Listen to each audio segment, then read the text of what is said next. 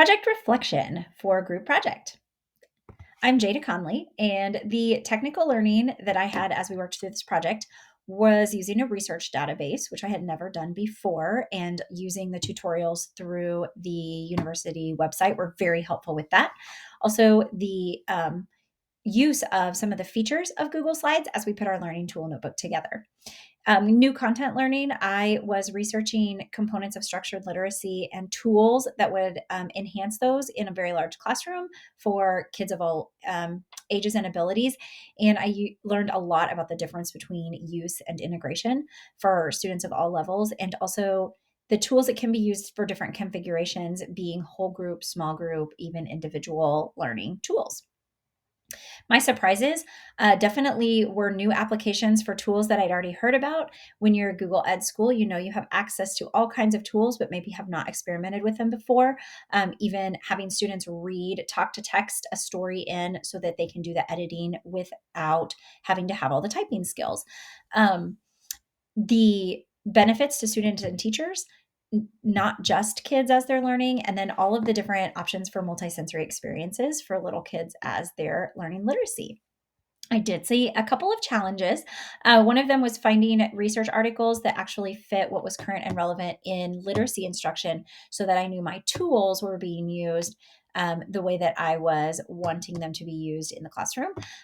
Also, using my own self-confidence of doing a research project after 25 years of being out of college and then working with people remotely that you didn't know. And those two things I kind of overcame because of such a great group of people that I worked on this notebook. The two ISTE standards that I chose were the collaboration and the designer ISTE standard. I think because definitely a collaborator as a student, when we did our own research and then we're able to cohesively put it together, that along the way, doing some troubleshooting and kind of tweaking things to bring it all together and make it work the way we wanted it to work, feeds also right into being a designer. And I truly feel like as we finished and submitted our notebook, it became a tool that we could take to our own home districts and share out with learners and educators and give them options for tools and links to websites that maybe they had not thought of before. So, three great things I learned from Melissa's social learning. I loved the idea of not just using older kids to just read to kids, but also to have them teach. And that gave me some great brainstorming ideas to work with some colleagues of mine. In the social media project, I had not really thought of email as being a social media platform with little kids, and that is something I could definitely work on facilitating. We also have a blog feature in one of our programs that I have not turned on, and I will definitely take another look at that now that I've read your articles. The mental health side, I do teach high school religion and I coach high schoolers. So I loved the idea of maybe being able to help them find some self management skills of their own social media use. Ladies, I loved this learning strategy Weebly.